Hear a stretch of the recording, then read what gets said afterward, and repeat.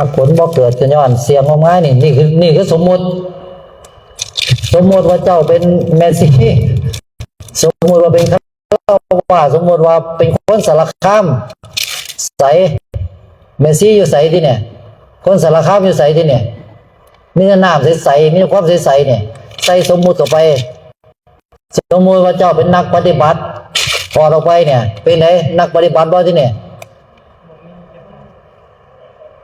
เอาสมมุติว่าสมมุติว่าเจ้าเข้าใจแล้วเนี่ยสมมุติว่าเจ้าเข้าใจถอดความเข้าใจเนี่ยออกไปไหนผู้ใดเข้าใจที่เนี่ยใส่หอดภาษาความเข้าใจเข้าไปเนี่ยจิตเจ้าของครอบเจ้าของไว้เนี่ยถูกครอบด้วยเองเสียถูกครอบอยู่ในโลกสมมุติตั้งเสียสมมติว่ามีผัว8 คน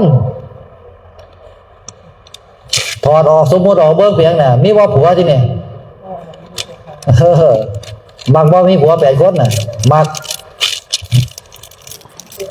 มันหลายผัวบ่หลายดอกให้มักสัก100 คนบ่ล่ะ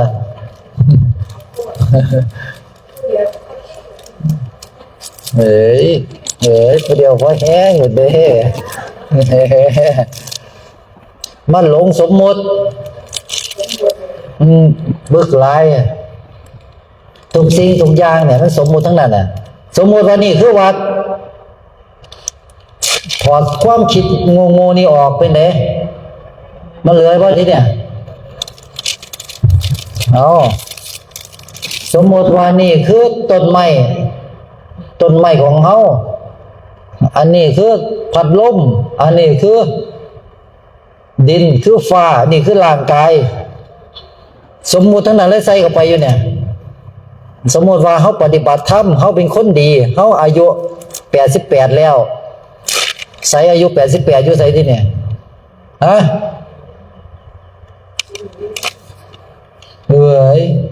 ใส่สมมุติเข้าไปจนเสียแล้วว่าเจ้าของมีอายุจิตมันมีอายุบ่ได้จิตพิบาททั้งไหนมีอายุเดี๋ยวนี้จิตมันเป็นธาตุใสๆสิแต่มันดันถูกสมมุติถึงเขาคิดกันเอาเองปั่นกันเอาเองเนี่ยสวมทับเข้าไปยังเสียสวมทับอยู่ตลอดเวลาตั้งแต่เกิดตั้งแต่ตื่นจนหลับสวมแต่สมมุติใส่เจ้าของตลอดเวลาเนี่ยดิฉันชื่อน้ำด่างบุญแล้วนามสกุลอะไรเนี่ยอิชิบุญแล้วไม่หอดซื้อไม่หอดนามสกุลเจ้าดิฉันใส่ทองเส้นละ2 สลึงดิฉันมีเงินอยู่ในบัญชี200,000ดิฉันเป็นหนี้20,000เบิ่งถอดออกไปแล้วเพียงแนวมาเนี่ยใส่หนี้สินเจ้าอยู่ใส่ทองเจ้าอยู่ใส่เงินเจ้าอยู่ใส่เนี่ยอยากได้ก็สวมเข้าไปสมมุติสวมว่าเจ้ารวยสวมไปโลดเนี่ยรวยว่าที่เนี่ยนี่ดิฉันรวยที่สุดหมดแล้วดิฉันจนที่สุดหมดแล้วถอดความคิดนี่ออกไปเป็นไหนมันมีรวยมีจนบ่ที่นี่ง่ายๆแบบนี้แหละถ้ามามันหลงสมมุติจันซื่อนี่แม่นบ่แม่นไหมยัยแม่นบ่หลงว่าเจ้าของเป็นเจ้าคนใหญ่คนเนี่ยถอดตำแหน่งออกไปเบิ่งดูเป็นไงมีตำแหน่งอยู่บ่ที่เนี่ยตำแหน่งก็บ่มีดิฉันเป็นข้าราชการจะสวมเข้าไปถอดความคิดนี้ออกไปเป็นไงมันยังเป็นว่าข้าราชการน่ะมีแต่โลกสมมุติเนี่ยสวมเข้าไปอย่างดิฉันเป็นพระถอดความคิดนี้ออกไปเป็นไหนเป็นพระบ่ที่นี่มันจะเป็นหยังอยู่หันมันก็เป็นแต่จิตดวงหนึ่งที่มันโง่อยู่ในขวดนี่แค่นั้นเองแล้วโง่มาสวมใส่สมมุติอีกเข้าไปนี่ความโง่เขลาความบ่รู้น่าสังเกตมากเรื่องง่ายๆแค่นี้แหละที่บ่เว้ากันบ่สอนกันเว้าแต่เรื่องนี้ยังก็บ่รู้ที่มันบ่แม่นเรื่องนี้นี่คือการคลายออกจากสมมุติ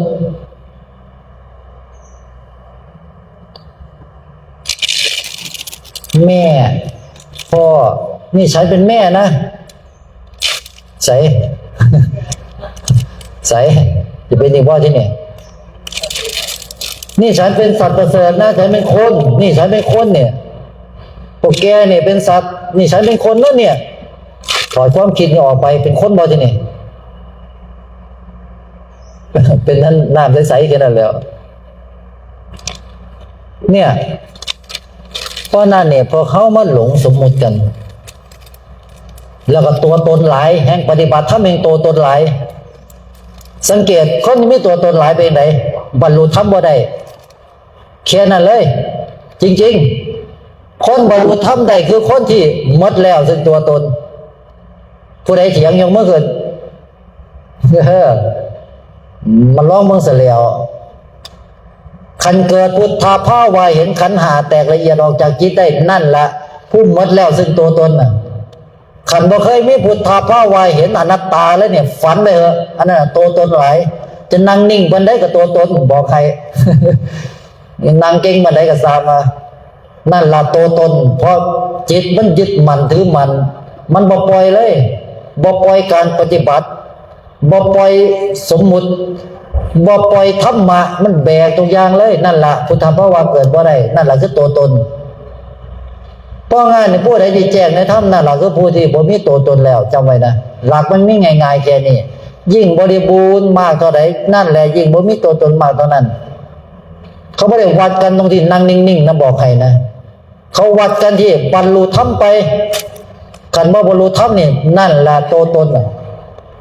เพราะงั้นนี่เขาจึงเข้าหลบเขาจึงกราบไหว้ผู้ที่เพิ่นแจ้งแล้วบรรลุธรรมแล้วเพราะเพิ่นหมดแล้วซึ่งโตซึ่งตนเอิ้นว่าอนัตตาธรรมได้ประจักษ์แจ้งแล้วในอนัตตาธรรมนักปฏิบัติส่วนมากปฏิบัติเพื่อมีอัตตาธรรมมีแต่อัตตาตัวตนนะเถอะสำคัญว่ามีตัวเองสำคัญว่าตัวเองถูกสำคัญว่าตัวเองกำลังปฏิบัติสำคัญว่าตัวเองกำลังนั่งกำลังย่างกำลังปฏิบัติกำลังเข้าถึงมรรคผลนิพพานอ้างไปเรื่อย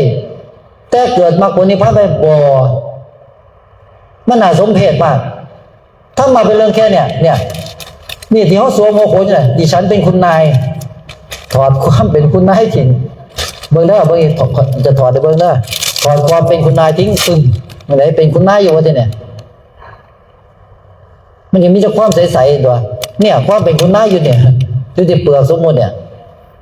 มันหลงในเปลือกหลงสมมุติเนี่ยเมื่อเขาอันดับแรกการมาศึกษาธรรมะเนี่ยวางของเก่าให้หมดของที่เขาแบกมาวิธีการที่เขาแบกมาที่บอกว่ามันถูกกันนะขันมันถูกจริงจะต้องเกิดมรรคผลนิพพานขึ้นนั่นแหละคือโอ้ยมันอย่ามาปฏิบัติธรรมอย่ามาว่าหลงฉันขอไปทำท่านี้ก่อนมันถึงเรียกว่าปฏิบัติเฮ้ยขันเจ้าบ่มีโอกาสได้เฮ็ดท่านี้เจ้าจะปฏิบัติบ่ซาดเนี่ยเอาสมมุตินะสมมุติเจ้าเป็นฤาษีดวงดาษ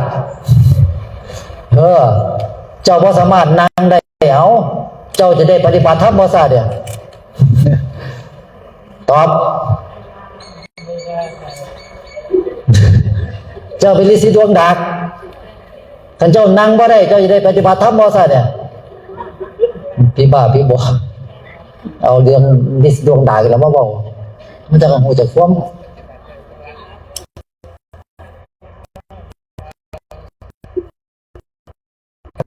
คนหล่นมันจะได้นั่งบ่ได้ที่เนี่ยมันจะปฏิบัติแบบใดที่เนี่ยเอาอยากคู่เพื่อนบ่สาธุคอยทุกคนเป็นฤาษีดวงดาษไอ้ใส่มันหลุดออกมาจากดาษมันดังบ่ได้เบิ่งดูจะปฏิบัติแบบใดที่ว่าจาพระอาจารย์ศักดิ์สิทธิ์นำบอกใครนะสาธุคอยเป็นอีพวกเจ้าจะได้ไม่ต้องนั่งมันจะมักนั่งดีนะมันจะได้หาวิธีอื่นโง่หลายปึกหลายแม่นบ่แม่นเนาะแม่นบ่มันมีผู้ที่ปฏิบัติธรรมเป็นบ้าไอ้พวกนั้นมันไม่นั่งสมาธิมันไม่ได้บุญหรอกมันไม่ปฏิบัติธรรมกันเขานั่งบ่ได้เขาเป็นฤาษีดวงดาษ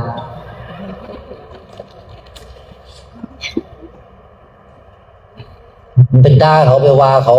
บ่แม่นนักปฏิบัติธรรมพวกนี้มันพวกบาปกรรมเจ้าของเก่งหลายซาถูกไว้เป็นฤาษีดวงดาษทุกคนหลดมันจังเสมอภาค แม่นบ่พระอาจารย์บอกถือว่าสาธุคอยเป็นฤทธิ์ดวงดาวทุกคนหลดยังเสมอภาคมันจะได้หูจักทุกข์ถ้ามันบ่หูจักทุกข์มันบ่อยากออกจากทุกข์ตัวสาธุมันเป็นฤทธิ์ดวงดาวกันแหละมันจะได้หูจักทุกข์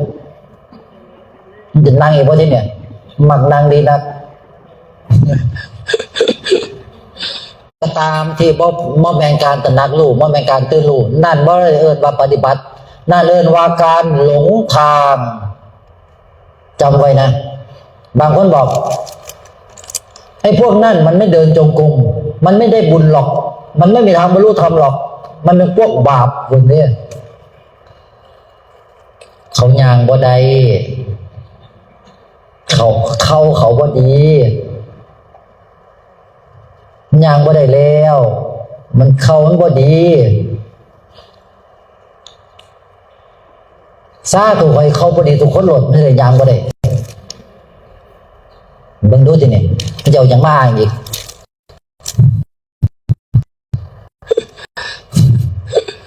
ท่านมักอ้างเล่นบ้าไม่คิดว่าการเฮ็ดจังเสียมันเฮ็ดได้เป็นการปฏิบัติเหมือนกันเอาการเฮ็ดจังเสียเอายังไปยังมาเนี่ยพระอาจารย์ก็เฮ็ดมาบ่แม่นว่าบ่เฮ็ดแต่ว่ามันบ่แม่นทาง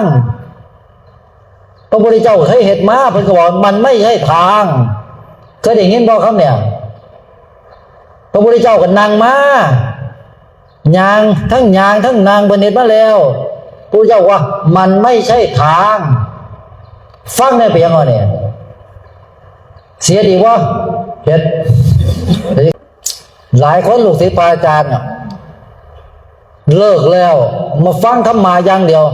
3 มื้อแค่นั้นแหละให้งากเลยโผล่ในธรรมจิตคลายตัวออกจากอาการปรุงแต่งย่างมา18 ปีนั่งมา18 ปีพอได้ฟังธรรมะ3 มื้อแจ้งในธรรมมื้อเอ้ยหูจังสี่กูมาฟังตั้งแต่โดนแล้วเด้ฟังได้อาจารย์เพิ่งบอกธรรมะมาแค่5 ปี5 ปี6 5 ปีกว่าเพิ่งเข้าใจธรรมะว่าซั่นบ่เคยมีผู้ใดมาสอนแบบนี้มาก่อนว่าซั่นกันตัวคันมีผู้มาสอนแบบนี้มันจะเกิดการโพร่งในธรรมเต็มไปหมดเลยแหละ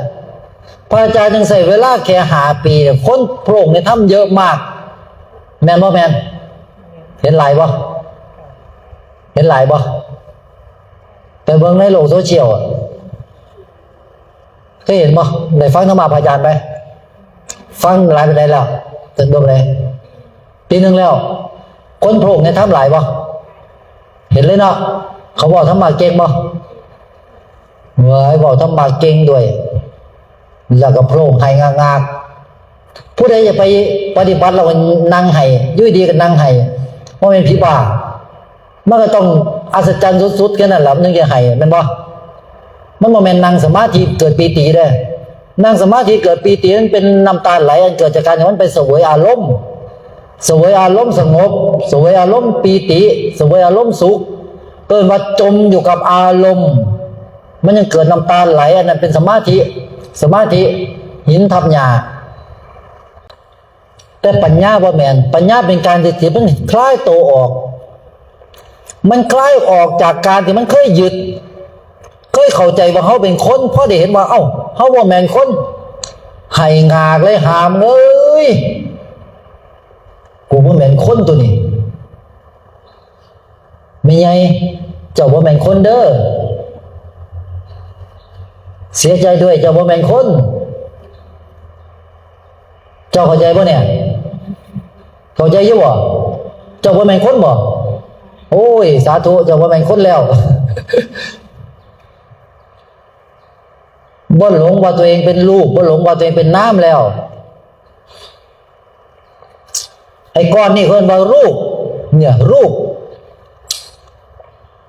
เป็นเพียงรูปอันนี้คือน้อยรูปวัตถุธาตุทุกประเภทเป็นรูป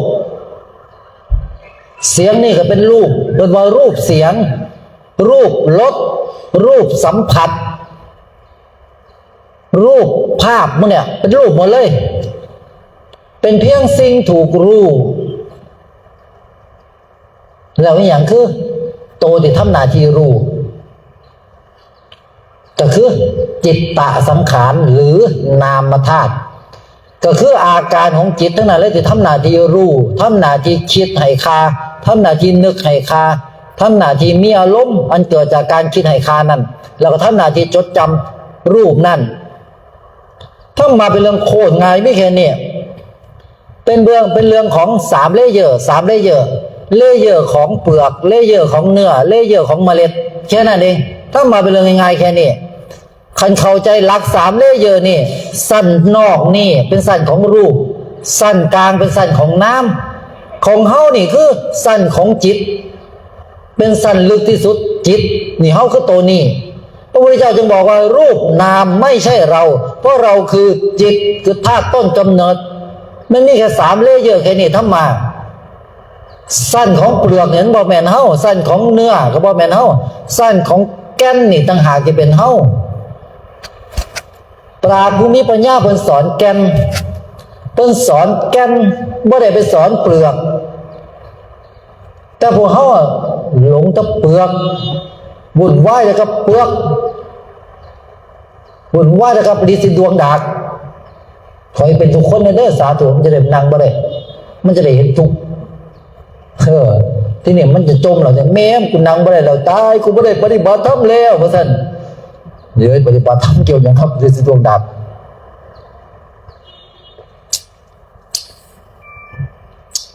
พระอาจารย์แจ้งในธรรมตอนพระอาจารย์นอนพระอาจารย์บ่ได้เป็นฤทธิ์ดวงดากแล้วพระอาจารย์ก็บอกเป็นนางด้วยมันปวดหลังกระดูกทับเส้นมันนางหลายกระดูกทับเส้นสมหนามันพระอาจารย์นางบ่ค่อยได้หรอกนางแน่เอาแล้วหลังเหลือไปหมดละ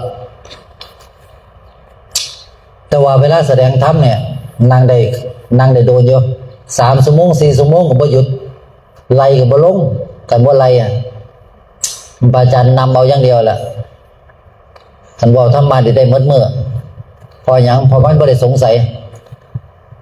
พระอาจารย์นั่นเราอยู่โต๊ะเก้าอี้น่ะเราใกล้แล้วหงายโงยลงข้างหน้าแล้วตีลังกาทวนหมดแล้วหัวฟาดพื้นน่ะเจ้าหามไปโรงพยาบาลบ่ทันหรอกหัวแตกพร้อมโงยปุ๊บเรียบร้อยเลยกิ่งคุณลุนอยู่หั่นล่ะเบิ่งกันแน่อยู่ข้างหลังน่ะศูนย์ชิงเราแน่บ่ตกหัวฟาดพื้นแล้วโอ้ยกูว่าแล้วว่าซั่นกูว่าแล้วในเจ้าของก็บอกเขาอยู่ข้างกันน่ะกูว่าแล้วเราจะโงยว่าซั่นเดี๋ยวอยู่ข้างกันโมจะทักกันตี2ให้เพียงเมียตื่นโงยเจ้า4 ตัวพอเห็นฉันโงยได้ไหนโงยหัวฟาดพื้นบ้านได้สนอเราแห่งเฒ่าแล้วอยู่เราบ่แม่นผู้สาวเด้เนี่ยพระอาจารย์นอนนี่แหละบอกให้ปฏิบัติธรรมโคตรดีเลยผู้ใดว่านั่งปฏิบัติดีพระอาจารย์เนี่ยนอนน่ะร้องมึงเสียแล้วมาแข่งกันบ่พระอาจารย์บ่จะกี่มือจบกิจย้อนนอนนี่ล่ะบอกให้หัวถูกหมอนปั๊บเนี่ยมันเห็นความคิดเลยมาความคิดมาโลดทีเนี่ยได้ทาหมอแล้วทีเนี่ยความคิดโผล่ขึ้นมาปึ๊บมันคิดนั่นคิดนี่คิดจังซี่ล่ะพระอาจารย์ก็นอนเบิ่งมันคิดแหละทีเนี่ยมาดิคิดมาดิมันก็เบิ่งจังซี่ไอ้ตัวเบิ่งมันก็เบิ่งจังซี่ไอ้ตัวคิดก็คิดจังซี่ไอ้ตัวคิดก็เพิ่มจังซี่จิตพระอาจารย์ก็จ่อจังซี่แล้วไอ้ตัวคิดก็คิดจังซี่แล้วไอ้ตัวรู้ก็รู้จังซี่แล้วมาดิคิดมาโลดมาคิดมามันคิดซะล่ะคิดไปคิดมามันมีไอ้มันตัดหลับปึ๊บหายหามเงยนึกว่าจะแน่ทีนี้พอตื่นมาปึ๊บมันคิดไหมมันเริ่มคิดพระอาจารย์ก็เบิ่งมันสิแล้วมันคิดว่ารอดนี่เนี่ยตื่นขึ้นกับเขาห้องน้ำมันคิดพระอาจารย์ก็เบิ่งมันสิแล้วเบิ่งมืดมันขึ้นเลยทีนี้พอนอนทีนี้มันก็คิดที่นี่มันละเอียดลงเรื่อยๆแห่งนอนแห่งเห็นจิตตาสังขารละเอียดที่เนี่ยละเอียดลงไปจิตก็ละเอียดลงไปไอ้ตัวลูกก็รู้ยุ่งเสียไอ้ตัวคิดละเอียดลงไปไอ้ตัวลูกก็รู้ละเอียดตามไม่เสียมันเป็นของคู่กันน่ะตัวลูกกับตัวคิดมันคุย คู่กันเสียไปน้ำกันคู่กันตลอดเสียไปไซก็ไปน้ำกันเสียไอ้คู่ไอ้ตัวลูกกับตัวคิดอ่ะไอ้ตัวคิดคือตัวนี้ไอ้ตัวลูกคือนิ้วโป้งเนี่ยอันนี้ก็คิดยุ่งเสียไอ้ตัวลูกรู้ยุ่งเสียมันรู้ยุ่งเสียตลอดเลยเนี่ยมาดิมันคิดแบบไหนมาดิมันเห็นยุ่งเสียแต่พวกเขาไปน้ำกันทั้งสี่ไหลไปน้ำกันกลายเป็นหักกันจอยหักกันไปน้ำกันเลยเกิดยุ่งสี่แล้วนี่การปฏิบัติการตื้นลูกสี่แยกออกจากกันสี่นี่การตื้นลูกมันจะแยกกันสี่การพอตื้นลูกมันจะไหลไปมันสี่นี่หักกันแล้วเรียบร้อยแล้วเจ้าติดกันแล้วเกิดแล้วตายแล้วเนี่ยเกิดตายเฉพาะผมซบคำนี้แหละตื้นลูกจะแยกแบบนี้คันแยกแบบนี้ตื้นลูกแบบนี้นั่นแหละมหาสติปัฏฐานสูตรนี่คือการเห็นธรรมในธรรมมันเห็นตรงนี้สติคือการตื่นรู้มันแยกออกจากกันแบบนี้มันตื่นขันบ่ตื่นมันจะก่อกันไปแบบนี้ขันตื่นรู้แต่นักรู้จะแยกแบบนี้แค่นั้นเองการปฏิบัติธรรมอ่ะง่ายปะเอาสาธุเนี่ยผู้ใดโง่หลายเพราะเข้าใจการปฏิบัติธรรมอ่ะโง่ย้อนละตั้งแต่นั่นแหละเดี๋ยวพ่อไก่ตายแล้วมันก็หายงาเองอ่ะขอฟังธรรมะอาจารย์ที่ร้านนี้ข่อยใกล้ตายแล้วมันจะโหยหวนขอฟังผลบรรลุธรรมบ่ได้แห้งใกล้ตายแห้งทุกข์บอกให้ฉันบรรลุธรรมบ่ได้พวกเจ้าจะทุกข์สุดๆก่อนตายมันยังมีความคิดไม่เจ้าเลือกเพียบแล้วเจ้าจะไม่มีสิทธิ์ที่จะหนีมันได้เลยบ่มีทางบอกใครเขาชาติหนีเพียงกันบ่เก่งอ่ะหนีบ่ได้บอกใครเกิดมาโลดเก่งปานใดอ่ะทางเดียวคือจิตต้องมีปัญญาเท่านั้นแม่มคนหัวเราบอกแม่มคนหัวนี่จากพระอาจารย์แล้วเดี๋ยวพระอาจารย์ยังหัวงอกอยู่เลยแต่ต้องไปโกนแล้วเนี่ยมันแค่นี้พวกเข้าจิตไอ้ตัวรู้กับตัวคิดเงินว่าจิตมันก่อจิตตาสังขารก็ได้เอาว่าง่ายๆกันจิตมันก่อจิตตาสังขารอยู่แบบนี้ไปน้ำกันอยู่แบบนี้ตลอดการปฏิบัติธรรมกันตื่นรู้แต่นักรู้มันจะแยกออกจากกันแบบนี้ตัวรู้ตัวคิดมันจะแยกกันแบบนี้มันจะเห็นว่าตัวคิดโมเมนต์ตัวรู้โอ้ยโคตรง่ายเลยเห็นง่ายๆแบบเนี้ยก็เห็นได้แบบนี้ไอ้ตัวคิดมันจะให้ค่าอันนี้คือวัดได้เนี่ยอันนี้คือพัดลมได้อันนี้คือตึกได้เนี่ยอันนี้คือต้นไม้ไอ้ตัวนี้จะบอกหมดเลยไอ้ตัวนี้มันจะรู้ไอ้ตัวนี้เพราะหูได้แบบนี้หามเอ้ยตัวนี้จึงหาที่ให้ค่ารูปทั้งหลายทั้งปวงมันโผล่มาเลยนี่แหละพระโสดาบันน่ะโคตรง่ายเลยเอ้าสาธุตรงไหนง่ายๆแค่นี้เข้าใจบ่ได้วะกินตับกินไตเอ้ยง่ายๆมันยังเข้าใจว่าได้มันบอกภาษาอีสานปวดสาใจเลยฉันบอกภาษาไทยมันบอกแบบนี้หรอกมันบอกมวนกินตับกินปอดเลยโง่ขับโง่เนี่ยบ่ได้ว่าจะพร้อมกันแหละตอนนั้นน่ะตับกินไตกินปอดกินใส่กินพุ่งกินหมดทุกอย่างเลยตอนพี่ปอดพี่ก็ซื้อรถไม่โง่ขับตอนนั้นพระอาจารย์นะเลยกลัวเป็นกูฉลาดเราจะได้กูโง่ตัวนี้วะได้จะพร้อมแล้วพอทุกอย่างมันเกิดขึ้นมาได้ย้อนน้ำนี่ให้ค่ารูปนี่เองนี่ตัวเป็นวัตจิตมันทนกระแสของมันทนแบบนี้นี่เองมันเห็นเลยมันส่งจิตออกไปขอรูปมันเสียเพราะมันหัวเอารูปเกิดขึ้นมาย้อนน้ำเนี่ยมันขดเข้ามาเลยมันมาก่อน้ำแทนที่เนี่ยมันมาก่อน้ำมันตื้นรูอยู่น้ำนี่แหละที่เนี่ยมันเห็นว่าน้ำนี่ก็บ่เป็นเท่าเนี่ยมันขดเข้ามาขาดเลยที่นี่ขันหาแตกละเอียดเลยเขาเป็นธาตุใสๆบริสุทธิ์นี่ว่านอกนั้นเป็นสั้นของน้ำแล้วก็สั้นของรูปนี่ที่ห่อเขาอยู่เอิ้นว่า3เลเยอร์ของรูปเลเยอร์ของน้ำเขาอยู่ข้างในเนี่ยห้ามเลยกูโง่ตัวนี้เห็นมาจากของโง่เอาวิชาพังเอาวิชาคือกูโง่ตัวเนี่ยนั่นแหละไอ้ตัวนั่นแหละที่นี่มันบ่โง่อีกเลยหลังจากนั้นมาความสงสัยที่เคยสงสัยขาดเมิดหูเมิดเลยจิตบ่เกิดเป็นแบบนี้จิตเกิดเป็นแบบนี้มันเกาะแบบนี้มันไหลจมไปกับแบบนี้ห้ามเลยมันเข้าใจว่าเป็นมนุษย์จิตมันเป็นมนุษย์บ่ได้แต่มันเข้าใจว่าเป็นมนุษย์ยังจะเป็นมนุษย์อีกวะสิเป็นบ่ที่เนี่ยสิเป็นบ่เป็นเจ้าค่ะอย่าให้โหได้ว่าเป็นยังไม่ล้ำปออะไรฟาดปึกขับปึกเนี่ยอะไรอย่าไปบอกให้เขาฟังมาข่อยเป็นคนสารคามได้บอกตอนจบแล้วบรรลุธรรมแล้วใครเว้าเด้อเดี๋ยวเขาจะหาว่าโง่ได้บ่ได้เด้อคนสารคามเนี่ยคนสารคามน้ำไม่ต้องหมดเด้อมันก็ได้โง่เหรอมันกินน้ำ เนี่ยมันมาสวมสมมุติแล้วมันก็เสียวมันมีตำแหน่งนั่นตำแหน่งนี่ขอตำแหน่งออกไปเบิ่งได้เพียงเป็นตำแหน่งอย่างอยู่หันเป็นอีกว่าตำแหน่งอ่ะคอยเป็นคนประเทศไทยคอยเป็นคนประเทศนั้นประเทศถอดความคิดงงๆออกไปยังจะแบ่งประเทศอีกว่าจะแบ่งอีกว่าเดี๋ยวแบ่งแยกกันย้อนความคิดจนย้อนน้ำมันตัวแม่นบ่คิดจนแบ่งแยกตอนที่เกิดมาใหม่ๆเขาเคยแบ่งแยกบ่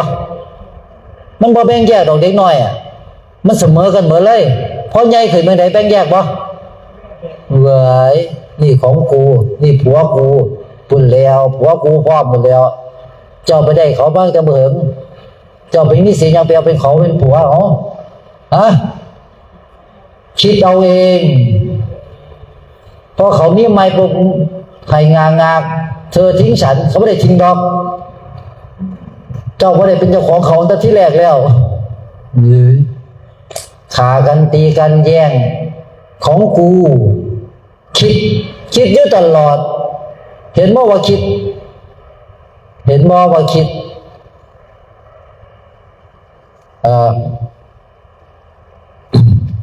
เอาพี่ยังวัดท่านในโกนฮะ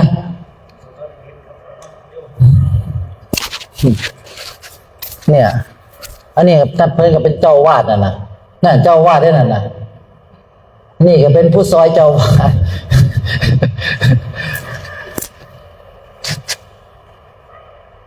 เป็นอย่างที่ยังอยากมาอยู่กับพระอาจารย์ลองถามเพิ่นบ่เป็นอย่างเอาเป็นอย่างที่ยังอยากมาหาพระอาจารย์บอกสั้นๆแล้วพอยังเอาบอกเพิ่นนะเลยมากเฉพาะเจ้าว่าคนที่เพิ่นบอกเนี่ยนั่นเอาสาธุเถอะแม่เนี่ยเป็นอย่างที่ยังมาหาพระอาจารย์เนี่ยพอยัง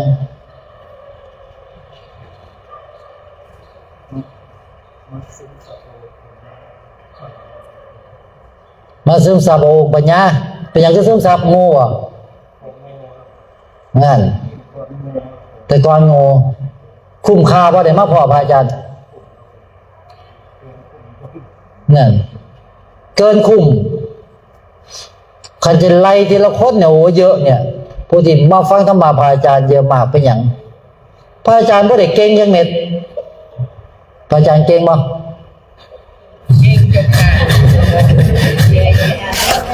อาจารย์เขาเก่งอย่างโง่กระดอกกระเดีย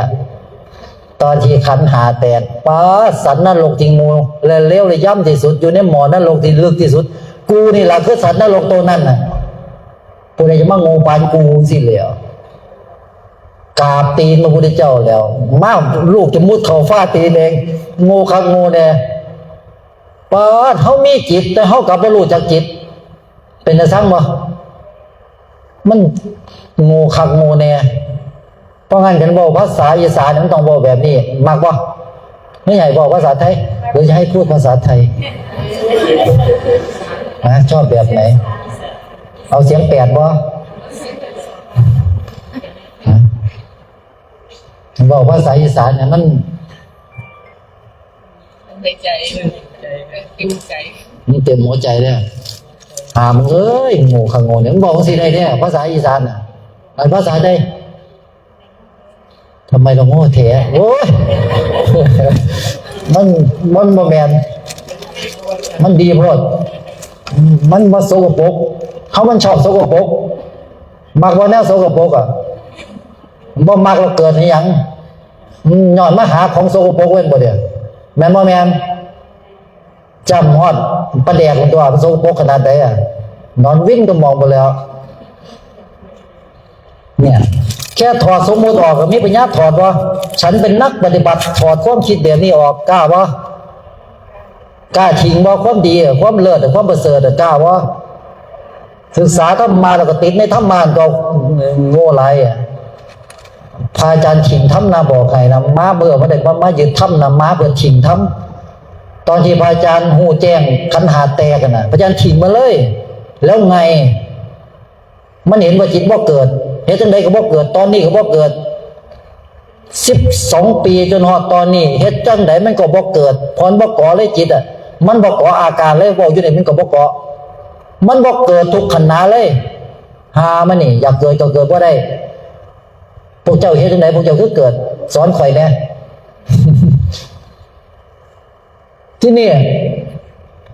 พอมันแจ้งแบบนี้ได้แล้วไงมันมีประโยชน์อย่างกับการบรรลุธรรมตอบเอาตอบเบิ่งดูมันมีประโยชน์อย่างกับการบรรลุธรรมใส่เจ้าว่าเจ้าอยากได้นักหนามีประโยชน์อย่างตอบ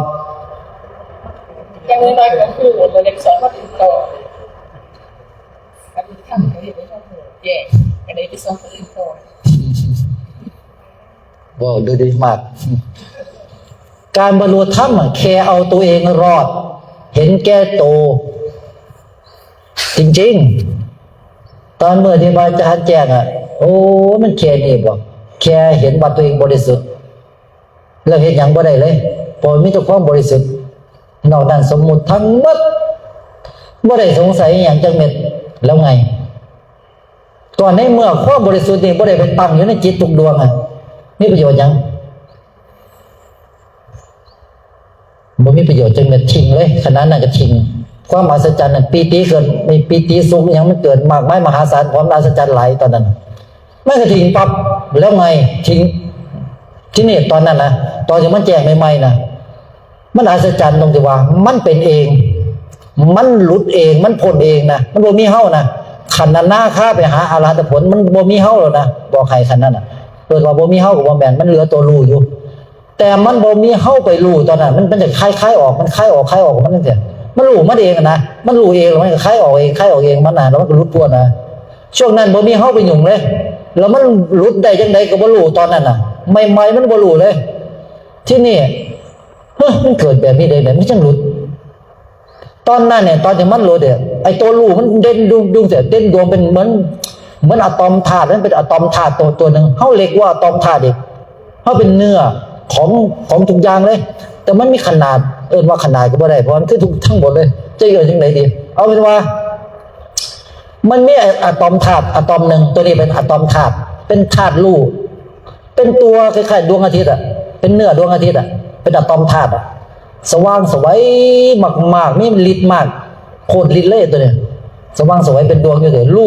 ทุกอย่างตัวนี้มันรู้ทุกสรรพสิ่งเลยตัวนี้แต่เฮาบ่แม่นมันน่ะสิเฮาเป็นอีกธรรมชาตินึงใสๆบริสุทธิ์ยิ้มอยู่ต่างหากแล้วก็หัวเราะไอ้ตัวนี้แหละตัวรู้นี่แหละมึงเป็นไผเนี่ย ประมาณแบบนั้นนะมึงเป็นไผมึงโหไปเพื่ออย่างเมื่อไหร่จะเลิกโหกูรำคาญเอาเลยอุปมาแบบนี้นะเพราะหายมันขนาดมันระเบิดแตกเลียดตึมที่นี่เราไม่กลืนมันทั้งอันนั้นแต่จักรวาลเลยทีนี่โอ้ยคิดถึงหลวงตามหาบัวตอนนั้นโอ้หลวงตาก็เป็นสี่ตัวเมื่อนั้นนะอ๋อเป็นสี่ตัวบ่ได้สงสัยจังเด็ดมันบ่เกิดเลยมันจะเอาอย่างไปเกิดบ่มีหมองเกิดบ่มีผู้เกิดบ่เหลือเฮามีแต่ความบริสุทธิ์รู้จักคำว่าบริสุทธิ์บ่มีแต่ความเพียวๆของธาตุที่นี่เพราะมันเป็นแบบนี้ปุ๊บที่นี่ไอ้เรื่องบรรลุธรรมมันบ่เป็นเรื่องวิเศษหรอกอาจารย์อยากจะบอกแต่บรรลุให้ได้นะบรรลุบ่ได้ไม่ลำปอฟาดนะเป็นง่ายๆเด้เนี่ยเรื่องโคตรง่ายเลยฟังธรรมะพระอาจารย์มันจะแจ้งง่ายๆหรอกมันแค่คลายตัวออกจากการยึดทุกอย่างแค่นั้นเองแค่อย่าไปโง่ยึดอะไรทั้งสิ้นแม้แต่ความเป็นคนความรู้ทุกอย่างทิ้งให้หมดมันบ่ได้มีอยู่จริงหรอก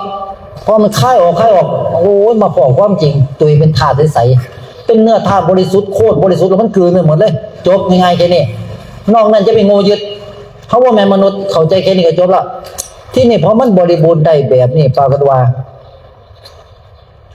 มันบ่มีประโยชน์อย่างเลยพอมันแค่หูว่าตัวเองเป็นธาตุบริสุทธิ์แค่นั้นเองเปิดเลยจัดเลยแกแค่หูว่าตัวเองเป็นธาตุบริสุทธิ์แค่นั้นเองมันบ่ได้มีอย่างพิเศษ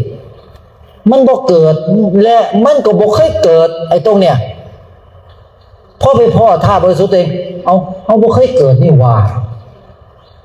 เฮาบ่เคยเกิดทุกอย่างเฮาคิดเอาเองหามเลยกูว่าโง่เถอะวะเฮาบ่เคยเกิดคล้ายๆครับเฮาเป็นเสียสมมุตินะแล้วเฮาก็เล่นไปเล่นเกมนึงพอเริ่มเล่นเกมปุ๊บเฮาก็เริ่มไหลไปกับเกมนั้นจมไปกับตัวเกมนั้นจนเฮาเสียว่าเฮาเป็นเกมนั้นที่นี่นะ พอเกมแพ้เฮาเครียดพอเกมชนะเฮาก็ดีใจเฮาจมอยู่กับในมิติของเกมเรียบร้อยเลยตอนนั้นแต่พอเฮาได้ตระหนักรู้ถือฝ่ามือของแม่ตบเที่ยวเข้าไปกันนั่นแหละหามเอ้ยกูเล่นเกมตัวนี้มันบ่ได้มีอยู่จริงตัวนี้เอ้าแล้วเฮาจมไปกับมันเฮ็ดหยังซั่นโอ้ยหามเอ้ยทั้งหมดเฮาคิดตัวเองไม่เข้าใจแบบเนี้ยมันบ่เคยมีจริงอยู่แล้วแล้วมันบ่ต้องไปออกจากมันด้วยแค่เข้าใจให้ได้ว่ามันบ่เคยมีตัวตนอยู่จริงจิตมันจะกลับคืนสู่ธาตุเดิมของมันง่ายๆเราเกิดปัญญาด้วยจบพอได้เข้าใจแบบนี้ธรรมะเป็นเรื่องแค่นี่แค่ขี้เล็บนี่ธรรมะเป็นเรื่องขี้เล็บหังไปเว้ากันเป็นโอ้โหเป็นตำราเล่มบักใหญ่เป็นเรื่องแค่นี้มีหน้าล่ะรู้ใบไม้ทั้งป่าก็รู้ใบไม้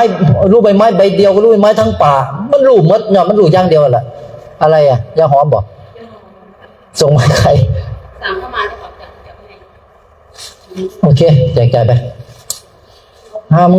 ธรรมะเป็นเรื่องง่ายๆนิดเดียวบอกมากไม่เพื่อเข้าใจนิดเดียว 84,000 พระธรรมขันธ์ย่อรวมลงมาคือเข้ามาอย่าง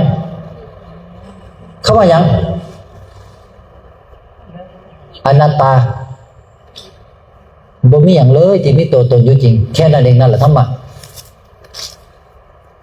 แค่นั้นเลยไม่มีอะไรเลยที่เป็นเราเป็นของเราสักอย่างนั่นแหละธรรมะไม่มีอะไรเลยที่มีตัวมีตนอยู่จริงสักอย่างนั่นแหละทุกสรรพสิ่งมันล้วนแล้วจะเป็นอนัตตาทั้งหมดนั่นแหละธรรมะมันไม่แค่นี้ธรรมะเพราะนั่นในการยางเจ้าจะยางเพื่อหยังเจ้าจะยางเพื่อหยัง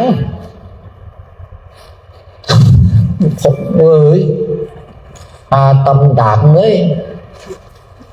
ได้อยู่ผมงูกับงูเนี่ยตอนนั้นและมันละเอียดกว่านั้นอย่างที่พระอาจารย์หัวทำมาพูดถึงมหาศาลเลยความรู้ทั้งหมดโอ้เขามันหูหมดเลยคณะเดียวด้วยมันหูฟุบโอ้มันไม่แค่นี้ธรรมะมันแค่นี้แต่มนุษย์กลับว่าเข้าใจตรงโบมากมายเพื่อให้เข้าใจแค่นี้ไปสอนมันยากอย่างของแค่นี้ที่นี่พ่อพระอาจารย์ทิ้งแล้วตอนนั้นท่านได้ทิ้งตอนนั้นเนี่ยมันเกิดความรู้ไม่แค่นี้บ่เดี๋ยวลองเล่นกับมันเบิ่งซะหน่อยตอนนั้นพระอาจารย์ก็เลยจะย้อนอดีตเบิ่งมันเกิดยังขึ้นย้อนอดีตกลับไปเบิ่งมันมีหยังให้เล่นมันเกิดยังขึ้นขั้นตอนของจิตมันทำงานแบบใดก็ยังพระพุทธเจ้าหลังจากที่แจ้งเพิ่นก็ย้อนกลับมาทบทวนอภิธรรมทบทวนความรู้แจ้งของเพิ่น7 มื้อพระอาจารย์ก็เลยย้อนอดีตกลับมาเบิ่งมันตอบเลยจิตรู้ไหมแกกำลังเล่นกับความคิดมึงจะเล่นกับความคิดหาสแต็กไงบอกสิล่ะแมนยูเพราะมันบอกแค่นี้แหละแมนพออาจารย์ก็ทิ้งเลยทีนี่มันบ่ให้เบิ่งมึงจะเบิ่งหาสแต็กมึงความคิดพออาจารย์ขำได้ตอนนั้นตื่นมากลางเดือกตีประมาณตี 1ขันหาแตกละเอียดตอนนั้นแหละสว่างไปเมื่อกลางคืนเป็นกลางเว้นขับว่ากลางเว้นอีกสว่างข้างสว่างแม่ใสขโมใสกับใสบริสุทธิ์กับบริสุทธิ์ตื่นหมดเลยพอมันได้กลับมาเป็นปกติเพราะมันทิ้งเพราะมันสร้างหัวมันถอดอังสินะเราเบิ่งที่ไม้ที่ไปย้อนอดีตเบิ่งให้มันไม้สิได้ไงอยู่ดีมันก็หลุดมันก็ยังหลุดง่ายขนาดนั้นมันอยู่ต่อบ่ได้บอกกำลังมันเลยมันหลุดเร็วหลุดพวกเลยปรากฏว่าพอย้อนกลับพอกำลังจะย้อนกลับมาเบิ่งว่าก่อนหน้านั้นก่อนยังไม่ถึงหลุดมันเกิดยังขึ้นนะพอกำลังจะย้อนกลับมามึงจะเลยกับพวกกินหาสแต็กอุปมาแบบนี้แม่มันทิ้งตัวมันก็รับเลยดิรับเตยจนมากก็สบายเบาโล่งยางมันยางเนี่ยพอปั่นร้อยได้อยู่ละมันเบาไปหมดมันทำมากับพูดถึงมาโยบ่หยุดบ่ย่อนมันพิจารณาสิ่งที่เกิดขึ้นเมื่อขึ้นเนี่ยพิจารณาเบิ่งมาเกิดยังเกิดไล่สเต็ปเบิ่งเป็นแบบนี้ไหมมันเป็นเองนะพระอาจารย์บ่ได้อยากเบิ่งมันนะมันพูดถึงไม่เห็นเป็นแบบนี้ทำงานแบบนี้จิตเป็นแบบนี้ พระอาจารย์ไปเที่ยวหมดเลยตอนนั้นแบบประมาณว่ามันให้เบิ่งหมดมันเห็นหมดพระอาจารย์ไม่ได้ไปหรอกมันให้เบิ่งหมดเลยย่างไปบิณฑบาตกลับมาเป็นตลอดเวลากลับมาถึงที่นั่งฉันบาตรวางอยู่ตอนหน้าญาติโยมก็เริ่มใส่บาตรอีกรอบนึงหลังจากไปบินกลับมาแล้วนะญาติโยมก็ใส่บาตรอีกรอบนึงอีก2 รอบก็จะได้สันเนี่ยปาไป10 โมงหมดแล้วแต่ละมื้อบอกให้10 โมงบ่ได้มาสันง่ายปานนี้ดอกขณะที่โยมใส่บาตรอยู่จิตมันก็ปั่นทำอยู่ตลอดอวิชชาปัจจยาสังขาราตุมปฏิจจสมุปบาทเขาไปเห็นจิตเวียนว่ายในวัฏฏะพวกเขาเวียนว่ายในวัฏฏะสิโง่โง่ขังโง่เนี่ยเนาะบ่มีอย่างจังเด็กก็ไปติดกันพระอาจารย์จะวางไหนน้ำตาก็ไหลมันจะออกจากวัฏฏะไหนมันบ่มีจิตดวงใดรอดได้สักดวงได้หนึ่งว่าดวงจิตเป็นอนันตะจำนวนเป็นอนันต์เลยออกจากวัฏฏะนี้บ่ได้จักตัวเลยบ่มีดวงจิตดวงใดรอดได้สักดวงเลยนั่นนี่ให้พระอาจารย์ให้เรื่องปัญญาอ่อนแค่นี้ก็ออกบ่ได้ย้อนบ่รู้ย้อนเอาวิชาย้อนบ่รู้หามบ่ต้องไปบอกเรื่องยางไปยางมานั่นไร้สาระมากเรื่องเนี่ย บ่มีประโยชน์หยังจักเม็ดแค่ตื่นรู้นี่ล่ะมันจะบ่เกิดง่ายๆแค่นี้แค่ตระหนักรู้ว่าเจ้าของกำลังคิดเนี่ยอันนี้โคตรง่ายเลยบรรลุธรรมง่ายด้วยพอไปเห็นแบบนี้เห็นการเกิดของดวงจิตทั้งหมดได้เห็นจักรวาลมันเกิดได้ไงมันไปเห็นอนันตจักรวาลทั้งหมดเกิดมาจากไหนมันเห็นหมดเห็นดวงจิตของเขาเกิดมาจะใส่มันเห็นหมดจนเห็นว่ามันเนี่ยโสกาปริเทวทุกข์และโทมนัสอุปายาสะอันนั้นเป็นบาลีหมดนะตอนที่พระอาจารย์โหนเป็นบาลีหมดเลยบ่มีหรอกภาษาไทยพ่อปานพระอาจารย์ยอดไปเป็นคนจีนคนอินเดียนั่นแหละแล้วกลับไปบอกบาลีอีกครั้งนึงมันหูหมดเลยแล้วก็สัพเพธัมมานัตตาทำทั้งหลายทั้งปวงเป็นโมฆะทั้งหมดพออย่างพอเป็นการปรุงแต่งคำนี้พระอาจารย์ที่บอกผู้ใดฟังมันได้แต่เก็บไว้ในใจมันบอกผู้ใดขันว่าปุ๊บพวกเขาลงหมอนรกหมดเลย จริงๆจนแบบนี้มันก็จังเป็นจังสีตายมนุษย์นี่บอกเอิ้นว่าอาจินไตมันเป็นสิว่าอาจินไตมันเป็นเรื่องง่ายๆแค่นี้นะแต่มันบอกบ่ได้มันบอกตรงบ่ได้มันบอกอ้อมเอาโถจนได้หายอีกรอบนึงน้ำตาไหลสงสารแต่ว่าแม้แต่ทำมาเองก็ถูกอวิชชาเล่นงานได้ขนาดนี้แล้วตัวธรรมะเกิดออกมาบ่ได้ธรรมะออกบ่ได้ย้อนอวิชชาครอบพระอาจารย์มาเล่นงานตัวนี้อีกหลังจากนั้นอีกประมาณหลายปีพระอาจารย์มาเล่นตัวนี้แหละเรื่องบ่เกิดแล้วนะก็หมายถึงว่าพระอาจารย์จะมาลือแบบบริบูรณ์อันนี้บอกบ่ได้อีกแหละแค่บอกแค่นี้พอแล้วมันบอกว่าได้ขันโมเนี่ยมันเป็นขันที่แบบเป็นของพระอาจารย์ผู้เดียวเพราะงั้นเนี่ยพระอาจารย์ได้มาเล่นในตัวนี้แหละในคณะเมื่อหนึ่งที่พระอาจารย์บิณฑบาตเยอะเอาวิชาครอบทุกสรรพสิ่งขนาดนี้บอกจริงๆอยากจะบอกคำหนึ่งบอกว่าได้ให้บอกคำนี้แทนเอาวิชามันครอบทุกอย่างแบบนี้เองมาแกกับข้ามาเจอกัน เมื่อนั่นเนี่ยทุกอย่างเปลี่ยนหมดอาจารย์เปลี่ยนไม่หมดทุกอย่างเลยแล้วก็บอกว่าได้ต่างหากเหมือนเดิมลูกศิษย์หูเพราะงั้นพระอาจารย์จึงเนี่ยเริ่มประกาศธรรมมาจนสมัยเนี่ยบ่ได้สงสัยยังหรอกเพราะงั้นสิ่งที่พระอาจารย์บอกนะเข้าใจให้ได้ผู้ใดท่านใดเทศธรรมะบ้างยกมือขึ้น5 คน6 7 คนผู้ใดท่านใดอีกมันระบอกไม่แค่นี้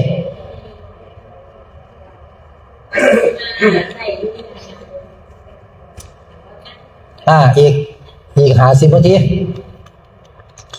เพราะงานนี่เดี๋ยวแจกเพราะงานมันแค่นี้พวกเขา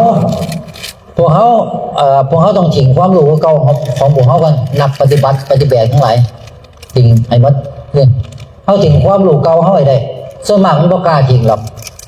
มันแบก ปฏิบัติมาทั้งหมดเห็นหยังซอยหยังเขาบ่ได้ดอกทิ้งไปกล้าทิ้งบ่แค่นั้นแหละก็ทิ้งก็เตรียมตัวบ่เกิดที่นี่ต่อบ่ต้องใส่สมองบ่ต้องใส่ความรู้เลยแค่เข้าใจแค่นี้เข้าใจว่าน้ำใสๆนี่คือจิตน้ำใสๆนี่มาใส่อยู่ในขวดน้ำบ่แม่นขวดชัดบ่แค่นั้นเองน้ำมันบ่แม่นขวด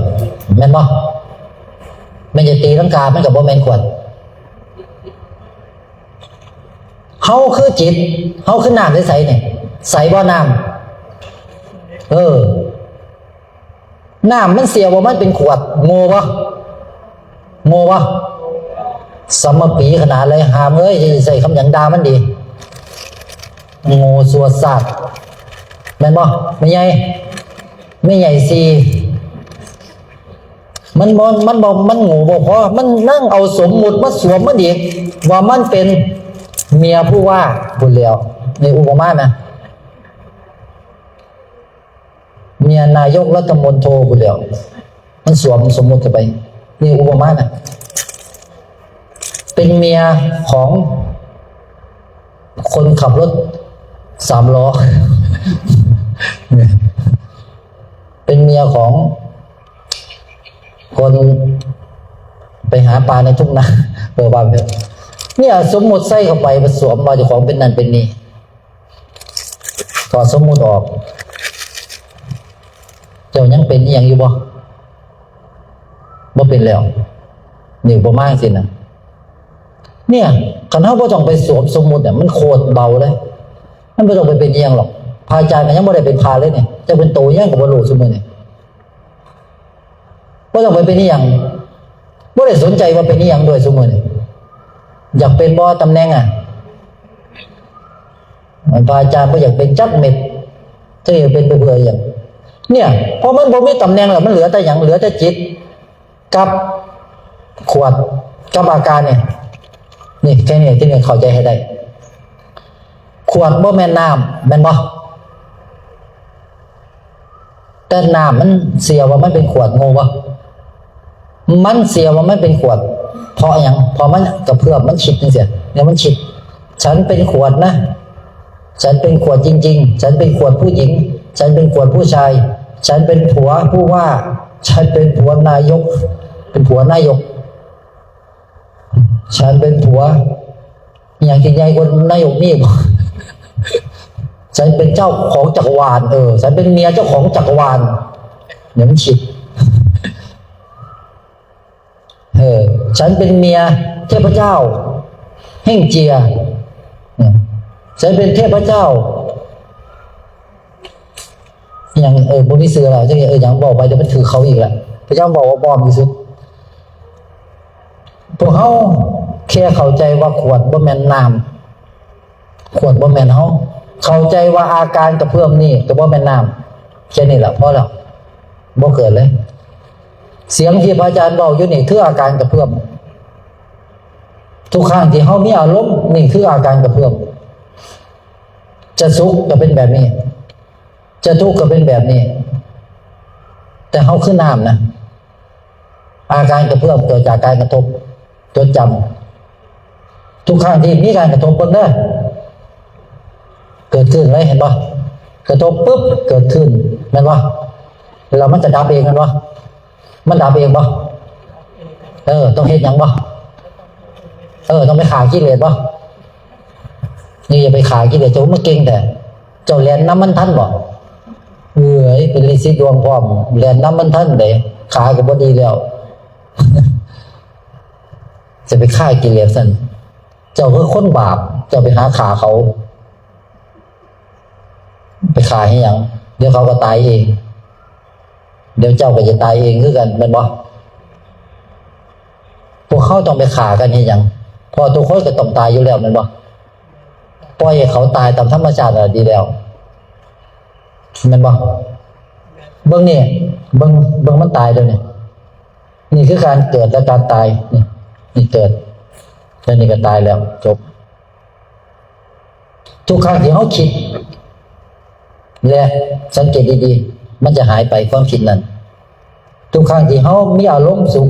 หรือทุกข์สังเกตดี มันหายไปแล้ว ตอนนี้อารมณ์สุขอารมณ์ทุกข์หายแล้วเห็นบ่ยังถูกอยู่บ่ไม่ไงไม่ไงสิบ่แล้วบ่แล้วตอนนั้นหายไปไสตอนนี้มันถูกครับฮะ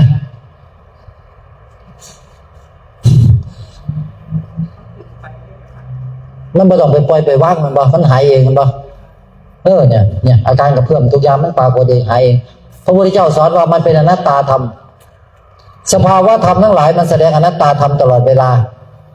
ใครเห็นได้คนนั้นก็รู้แจ้งพ้นทุกข์พ้นวัฏฏะไม่เกิดอีกแค่นั้นเองเอาสาธุทำไมพระพุทธเจ้าสอนให้รู้นี่ยังปรากฏให้รู้นี่ยังปรากฏให้รู้ผลไม่ได้สอนให้เห็นนี่ยังแต่ผู้โง่เขาสอนไปสอนกันให้เห็นพระพุทธเจ้าเคยเห็นมาหมดแล้วทรมานร่างกายปฏิบัติแบบยากๆนั่นไม่ใช่ทางแม่นบ่แล้วเขาไปเห็นหาสแตกยังตอบพระอาจารย์เลยแต่ตัวเห็ดคือกันมันโง่มันปึกฮะจะไปไหนได้เพราะที่ไหนแม่นแล้วได้ลิสิดวงดาพร้อมได้กระดูกทับเส้นพร้อมโซโรนาอย่างเห็นกันหลายเข้าลูกศิษย์พระอาจารย์เป็นกระดูกทับเส้นหลายคนมาบอกให้พระอาจารย์ทำไมเกิดช้าจังวะท่านโอ้ก็อยากเกิดเร็วกว่านี้อยู่เกิดเร็วกว่านี้ตายเร็วอีกละพระอาจารย์ทำไมตายเร็วจังไปอีกละก็อยากเกิดซากกว่านี้อยู่ใจเยาใจไหนพวกเจ้าพระอาจารย์ไม่น่ารีบตายเลยเจอแล้วเพิ่นไม่อยากรีบตายเพิ่นแค่เกิดก้อนเจ้าซื้อเพราะงั้นเนี่ยพอความบ่รู้นั่นแหละเพิ่นก็เลยสอนพระอาจารย์เองก็สอนเขาตะกี้ต้องเดินจงกรมต้องนั่งสมาธิต้องเล่นความเพียรนะคุณแล้วสอนเขาอย่างดีเพราะเจ้าของบรรลุธรรมได้แจ้งแล้วตอนถ่ายบริสุทธิ์ตัวเองคำว่าบรรลุธรรมหมายถึงผู้แจ้งจิตจำไว้นะเมื่อที่จิตมันหูแจ้งจิตเมื่อนั้นโอ้ยจิตมันบอกบ่มีสิทธิ์ไปสอนแบบเก่าแล้วนะมันบ่ให้สอนเลยในมือที่หูแจ้งจิตแล้วขันหาแตกแล้วมันบ่ให้สอนแบบเก่าอีกเลยสอนบ่ได้พระอาจารย์กราบธรรมะกราบสิโรลาไปกับธรรมหูว่ามันไปอยากจะต้องกราบธรรมนี่ตอนที่หูแจ้งขันหาใหม่ๆมันบ่กราบเลยแล้วไงเกิดมาเพื่ออะไรพระสันขนาดหูแจ้งแล้วขันหาแตกละเอียดแล้วหูว่าบ่เกิดแล้วบริสุทธิ์แล้วเกิดมาเพื่ออะไรพระสันแล้วไงพระสันป้าขนาดได้ฮอดประเด็นยังบ่พอใจก็ไม่ก็เลยทิ้งความรู้นี่เพราะมันทิ้งแล้วมันกลับไปรู้อีกความรู้หนึ่งมันไปเห็นพระพุทธเจ้าความรู้ที่ละเอียดกว่าความรู้ของความเป็นสาวกมันวืบเข้าไปพุ่นเป็นเนื้อเดียวกันพุ่นแม่มตายสัจจะเป็นแบบนี้ตัวนี้สัจธาตุกราบศิโรลาภมันเห็นยังวะมันเห็นคำว่าใดมันบ่แม่นภาษาเป็นตัวหนังสือเขียนว่าได้ไม่ใช่บ่แม่นได้จริงๆเลยมันไปเห็นธาตุหนึ่งซึ่งมันสร้างทุกอย่างและมันเห็นว่าทุกอย่างจะจบลงที่นี่แล้วมันก็รู้ด้วยว่าธาตุนี้ไม่ใช่ใครเลยแกนั่นแหละตัวแกนั่นแหละและธาตุนี้บ่มีคำว่าบ่ได้เลยมีแต่คำว่าได้เท่านั้นบ่มีคำว่าไม่ได้ไม่มีแต่คำว่าได้เจ้าเห็นแล้วกราบศิโรลาภกราบพระธรรมเป็นแบบนี้เองโอ้ยบอกให้ผู้ใดฟังก็บ่ได้บอกให้ได้แต่เก็บกดบ่ได้มาเก็บกดดอกได้จะเก็บไว้ในหัวใจซุมื้อนี้ก็เว้าแห้งก็บ่ได้เรื่องบ่ผู้ใดฟังก็บ่ได้เพราะสิลงหมอนรกกันหลายเกินไปบอกบ่ได้เลย คนที่ฟังได้จะต้องเป็นผู้ที่เลิศมากๆถึงจะมาฟังสิ่งที่พระอาจารย์จะบอกได้พอบ่มีวิสัยที่ผู้ใดจะรู้ได้อ้าวมาแล้วอีกหนึ่งคนทีมงานต้องงานนี่สร้างหัวมันเอาเป็นว่าพระอาจารย์ผู้เดียวเพราะแหละมันตายไปกับพระอาจารย์เนี่ยเมื่อหนึ่งสิบ่อยฟังหรอกเมื่อที่พระอาจารย์จะไปบายจากโลกไปนี่พระอาจารย์จะจะเล่าเรื่องหนึ่งให้ฟังเป็นครั้งสุดท้ายแล้วก็จบไปทุกอย่างก็จะจบไปหมดพระอาจารย์เห็นทุกอย่างจบไปหมดก่อนที่พระอาจารย์จะโบกมือลาทุกอย่างจะจบบริบูรณ์พระอาจารย์ก็จะกลับบ้านของพระอาจารย์แล้วพวกเจ้าก็กลับบ้านพวกเจ้ารถผมมาว่าพวกเขาสิบ่เกิดแต่พระอาจารย์บ่ไปน้ำดอกพระอาจารย์ยินมีหมอกไปของพระอาจารย์นะพระอาจารย์เป็นน้ำพวกเขาบ่ได้นั่นเองพระอาจารย์มีที่ไปของพระอาจารย์ที่เอิ้นว่าที่ไปนั่นมันยิ่งกว่าสิ่งที่พวกเขาว่าเลิศที่สุดเพราะว่าสิ่งที่เลิศที่สุดคืออย่างนิพพานธาตุบ่คันเลิศบ่ว่าต่อหรอกบอกบ่ได้เอาเป็นว่าแค่นั้นแหละความบริสุทธิ์นั่นแหละมันบริบูรณ์อยู่แล้วและบริสุทธิ์นั่นเกิดมาจากไสนั่นแหละมองไปแล้วก็มองไปแล้วมาเลยแหละมันบ่ที่มองไปของบ้านหรอกนั่นเอาเป็นว่ามันเป็นที่พวกเขาจะบ่เกิดกันก็พอแล้วที่นี่แล้วทั้งหมดนั้นมันเป็นหน้าที่พระอาจารย์มันบ่แม่นหน้าที่พวกเขาเพราะงานนี้หน้าที่พวกเขาแค่เข้าใจเรื่องปัญญาอ่อนแค่นี้แหละถามเลยถ้ามันเรื่องแค่เข้าใจอาการเนี่ยอาการอย่างนั้นกับเพื่อนเนี่ยแค่นั้นแหละมันเป็นสิละจบแล้วไม่ได้อย่างน้ำไปใส่บ่ได้หรอกเอาสาธุเนี่ยไม่ได้อย่างน้ำไปใส่ได้ปะเป็นอย่างได้ปะมันเจ้าจะถูกกระทบแบบใดเนี่ยถูกตบถูกกระทบถูกเตะถูกเนี่ยสุดท้ายมันกลับขึ้นเป็นปกติของมันยังเสียพอธาตุนี่บ่เคยเกิดบ่เคยแตกสลายธาตุเรียกว่าอมตะธาตุจิตเราเป็นอมตะธาตุเพราะงั้นอย่าไปย่านว่าเจ้าของจะเป็นนั่นเป็นนี่มันบ่เคยเป็นมันเป็นบ่ได้มันเอื่นว่าอมตะธาตุเป็นธาตุบริสุทธิ์ธาตุบริสุทธิ์นี่ผู้ใดเห็นอย่างมันบ่ได้เข้าใจบ่เจ้าพยายามมาเจ้าปอบไม่เห็นอย่างมันบ่ได้เลยผีปอบก็เป็นธาตุใสๆนี่เราผีปอบเนี่ยนี่ธาตุใสๆเนี่ยนี่เราผีปอบเข้าใจป่ะเนี่ยเข้าใจป่ะผีปอบก็เป็นจิตป่ะนึกว่าผีปอบบ่แม่นจิตเจ้าเป็นจิตป่ะนั่นล่ะพวกเจ้าคือธาตุผีปอบทั้งนั้นน่ะเป็นเนื้อเดียวกันหมดเลยลองสิเข้าใจป่ะเนี่ยจะซื้อมันว่าจังใดก็ได้มันเป็นธาตุใสๆแบบนี้ธาตุใสๆแบบนี้มีอยู่ในหมอนรกก็มีเปรตก็มีอสุรกายก็มีทุกอย่างเป็นธาตุใสๆนี่ทั้งหมดเลยเจ้าคิดว่าเจ้าธาตุใสๆนี่เป็นเจ้าผู้เดียวบ่ พี่เปรตก็เป็นธาตุใสๆนี่เข้าใจบ่นี่พี่เปรตนี่คืออาการพี่เปรตนี่คืออาการของคน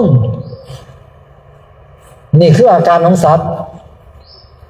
นี่คืออาการของพวกเทวดาพวกกายละเอียดนี่คืออาการของพรหมแต่ทั้งหมดนั่นคือน้ำอันเดียวกันหมดเลยนี่หายแล้วสิ่งที่เป็นเมื่อสักครู่นี่หายหมดแล้วขณะที่เขาอยู่ในหมอนรกถูกเผาอยู่มันจะเป็นสิและนี่คือขณะที่เขาพ้นจากหมอนรกแล้วเป็นแบบนี้นี่ขณะนี้เขากำลังเป็นคนหนังอยู่ตอนนี้เขาก็เป็นแบบนี้และขณะนี้เขาได้เข้าใจแล้วมันจะเป็นแบบนี้มันมีอาการแบบนี้อยู่ตลอดเลยเมื่อได้รับการกระทบแห่งเจ้าดิ้นอยากจะบรรลุธรรมเจ้ายิ่งเป็นแบบนี้อยากบรรลุธรรมเข้าไปเปียงนี่แหละเจ้าเป็นแบบนี้ที่นี่คือการหยุดไม่ต้องไปอยากเป็นอย่างแล้วนี่มันจะเป็นแบบนี้เราหยุดแล้วพวกเราทั้งหลายหยุดหรือยังเอาสาธุขันโง่เอาอยากบรรลุไรเจ้าเป็นโลดแบบเดียวโมว่าเมื่อไหร่ดิฉันถึงจะบรรลุธรรมเจ้าค่ะเมื่อเจ้าหยุดเอาหยุดซะที่นี่เป็นไงชัดปะ นี่เราจะความขึ้นน้ำใสๆนั่นล่ะส่วนอาการนี่เป็นเพียงอาการมันบ่ได้มีอยู่จริงขวดก็บ่แม่นเฮาอาการนี่ก็บ่แม่นเฮาคือน้ำใสๆจบแล้วเอาสาธุยังเห็นยังอีกบ่ที่นี่แค่นี้เองนี่ง่าย3เลเยอร์3เลเยอร์เปลือกไม่ใช่เราอาการกระเพื่อมไม่ใช่เราเราคือธาตุต้นกำเนิดจบเข้าใจว่า3เลเยอร์เปลือกทุเรียนไม่ใช่ทุเรียนเนื้อทุเรียนก็ไม่ใช่ทุเรียนแต่ความเป็นทุเรียนคือเมล็ดทุเรียนเข้าใจแค่นี้จบเพราะงั้นให้ปอกเปลือกทิ้งให้ทิ้งแม้กระทั่งเนื้อพอเขาคือเมล็ดจบแล้วเข้าใจป่ะความรู้ทั้งหมดของต้นไม้ใหญ่รวมไว้ที่เมล็ดจบความรู้ของการเกิดมาของพวกเขาสรุปรวมแล้วจิตดวงนี้เกิดความรู้แจ้งว่าทุกอย่างเป็นอนัตตาจบเลยนั่นแหละคือความรู้จิตมีความรู้นี่จิตจะหยุดแสวงหาจิตจะบ่เกิดจิตจึงต้องการแค่ความรู้จิตไม่ได้ต้องการนี่อย่างจิตเป็นคนดีบ่ได้จิตเป็นคนชั่วบ่ได้พอจิตบ่มีอาการปรุงแต่งเข้าใจบ่เพราะงั้นคนดีคนชั่วมีเพียงอยู่ในโลกมนุษย์นี่เท่านั้นโลกมนุษย์ต้องอาศัยความดีความชั่วนั่นผู้ใดน่ะยางมาน้ำเนี่ยใจจุนน้ำจุนจำหนาประท่านเลยเดี๋ยวจะโกนหัวไม่ใช่จุนนี่แหละเนี่ยไม่ใช่จุนนี่แหละขันหาแตกละเอียดอ่ะเนี่ยพูดเนี่ยใช่ไหมน่ะเรื่องกราบเนี่ยน่ะนั่นแหละผู้ใดบุกหัวจักไปกราบซะเด้อคนนี้ยังเจ้าแหละแต่เป็นขันหาแตกแล้วเจ้าโบเซียก็สร้างเจ้าแล้วเจ้าอย่าไปหายเล่ากันเดียวกันระวังเจ้าจะมืดบอดลูกศิษย์พระอาจารย์นั้นระวังอย่าไปด่าอย่าไปว่าเด้อพวกเจ้าจะมืดตื้อเด้อเพิ่นบ่เก่งดอกเพิ่นแค่บ่เกิดแล้วเพราะงานเนี่ยยาทรงจิตออกนอกโดยเฉพาะผู้เนี่ยผู้หัวละลายกำลังยางมาเนี่ยผู้เนี่ยอันนี้อย่าไปด่าเขาเด้อพวกเจ้ามืดตื้อเด้อบอกไงเด้อเนี่ยผู้เนี่ยขันหาแตกละเอียดมะเร็งขันสุดท้ายหายขาดแค่ฟังเทมธรรมะพระอาจารย์เทปเดียวขันหาแตกละเอียดเลยเนี่ยมานั่งนี่เนี่ยมานั่งนี่มานั่งขันหาไปเขาเบิ้งนี่คือเน้นนิ่มนี่เน้นนิ่มเนี่ยถ้าในหูจักพระอาจารย์เลยได้ยินเสียงพระอาจารย์แต่โดนแล้วว่าสันดังอยู่ในจิตตลอดแล้วก็พระอาจารย์บวชอยู่วัดยานอันนี้ก็อยู่วัดยานเคยเห็นพระอาจารย์มาสั่นพอได้ฟังธรรมพระอาจารย์ขันหาแตกเลยนี่ไล่ก็ว่าไปจะอยู่ซอยงานพระอาจารย์จนตายนั่นอยู่แล้วมันจะเป็นยาอย่างเชียขันหาแตกมันบ่ต้องไปเห็นที่ยังบอกเขาเห็นจังเลยเด้อแค่ฟังจับหลักให้ดีจิตต้องการแค่ความรู้จิตไม่ได้ต้องการสิ่งใดแต่ขันพวกเขาบอกว่าฉันเป็นผู้มีศีลไปมีศีลผู้เดียวเราเจ้าศีลคืออย่างเอาตอบพระอาจารย์จะไล่ทีละตัวศีลคืออย่างเอาผู้มีศีลยกมือตอบเงียบคิดแนมกันแกก็พูดสิเดี๋ยวฉันค่อยเสริมพูดแล้วเอามาต่อมาไม่ไง9 ปีปวดหัวมา9 ปีอันนี้กี่ปีแล้วเนี่ย10 ปีแม่ขากว่าผู้นี้ว่ามันคักเรานี่10 ปีศีลคือหยังตอบจะบอกแล้วโมโหปอดบวชมา10 ปีศีลคือหยังก็โมโหตายฮะนี่ยังปกติโอ้ยตายผู้ได้สอนเจ้ามาแต่ใส่นั่นแหละจะคอยมาหาพระอาจารย์นี่แหละพระสันรวมข้อคือศีลแปลว่าอย่างก็โมโหข่อย10 ปีเราข่อยบวชมาแมนไทยทิพย์ มาเดี๋ยวมันจะขี่พร้อมนี่มันต้องจังสันเดียอีหลีพระอาจารย์บวช1 ปีนะตอนที่พระอาจารย์จะแจ้งพระอาจารย์บวชรักษาศีลตามศีลที่โลกว่ากันเนี่ยแหละพระอาจารย์ว่ามันเป๊ะทุกอย่างนะเป๊ะจนแบบหลังนี่กระดูกทับเส้นมันก็เป๊ะทุกอย่างบนนอนจนยุทธทาเนี่ย มันบนนอนพอมันโดยวันนี้สัญชีขึ้นมาหวยได้โลกค้อยยาวมาเนี่ยพระอาจารย์ได้โลกค้อยยาวมายุทธทาเนี่ยแต่ละมือ ยุทธ น่าเก่งค่ะ 3 เดือนสิตายกันก่อนคาเนี่ยแหละคาเลยได้กันแล้ววะพยายามบ่ละโอ้ยมันบ่ได้เลยศีลแปลว่าหยังพระอาจารย์โมโห1 ปีพระอาจารย์เนี่ยแบบตายกูตายแต่เป็นแบบนี้กูตายศีลคืออย่างกันแหนโมโหเลยจริงๆพระอาจารย์เรียนหนังสือพระอาจารย์ไม่เคยแพ้ผู้ใดนะมาแข่งกับอาจารย์ได้พระอาจารย์เรียนจบตีโทเอก3 ปีง่ายๆปรริญญาธรรม3 ประโยค